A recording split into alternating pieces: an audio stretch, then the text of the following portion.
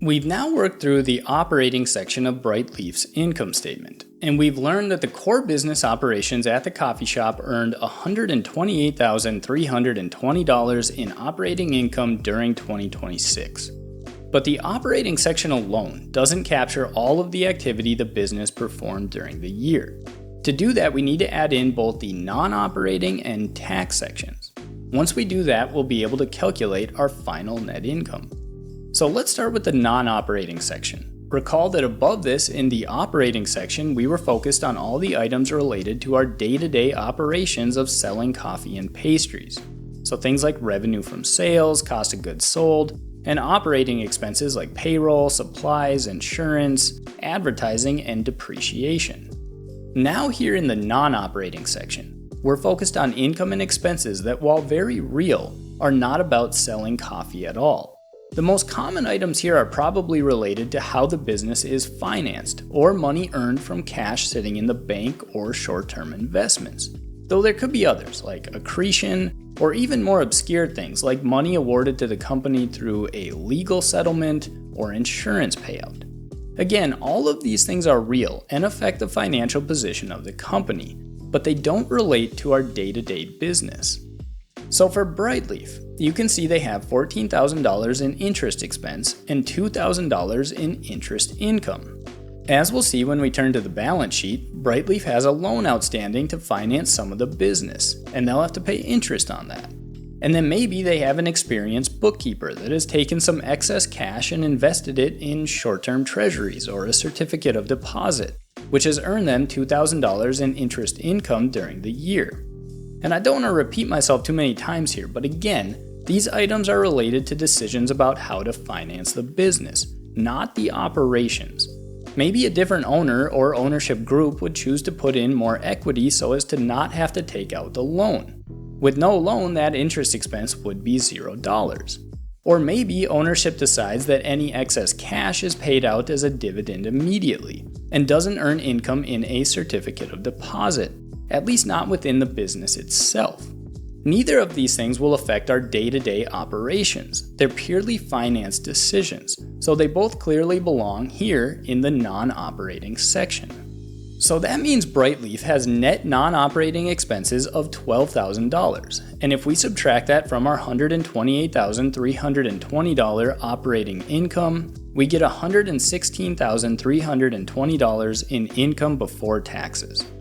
Then you can see that BrightLeaf has an income tax expense of $18,000. Now, how exactly that figure is calculated can become a rather large rabbit hole, one that's entirely its own series, so we won't go down it here. For the purpose of reading the income statement, the key idea is straightforward. This is the income tax associated with the year's profit, and it's the final expense we subtract from our income before tax to arrive at the bottom line. And once we do so, we finally arrive at the figure all of this has been building towards, a net income of $98,320. That's BrightLeaf's profit for the year, after all the activity during 2026. The sales from coffee and pastries, the cost of goods sold, the operating expenses, the non-operating income and expenses, and our income tax. That's the entire multi-step income statement, from top to bottom, with every section feeding the next. Now before we close, I do want to touch on one more thing. In our income statement for BrightLeaf here, we've listed out the operating expenses for the business based on what they are. Things like payroll, supplies, advertising, and insurance. And aggregating expenses like this is actually only one of two ways we can organize our operating expenses under US GAAP. The way we're doing it is called organization by nature, because we're doing just that, organizing expenses based on the nature of what they are. But US GAAP also permits us to organize operating expenses by function. Typically, the functions you'll see are things like selling, general and administrative, research and development, and other company-specific items. As an example, I have the most recent 10K filed by PepsiCo pulled up here, and you can see their multi-step income statement with operating expenses organized by function instead of by nature. You can see their revenue, then cost of sales, which is another name for cost of goods sold, and then they organize their operating expenses into selling, general, and administrative expenses, along with impairment of some intangible assets. which is really more of an expense by nature than function, but impairment doesn't fit neatly into their selling general and administrative function. Then just to continue this public company example while we're here, you could see they have non-operating items related to pensions and interest expense, and then their income tax, just as we did, and finally their net income. Then you could see, as we briefly mentioned before, there may be other sections like this for net income attributable to non-controlling interests. But again, I wouldn't get too hung up on that. We're focused here on the financial statement fundamentals. So the only thing we're noting here is that operating expenses can be organized by nature or by function. Either is acceptable, and how you go about it will depend on what is most useful to the audiences of your income statement. So that's the income statement in depth from start to finish. We started with the primary question we want to answer when looking at this report. Did the company make a profit?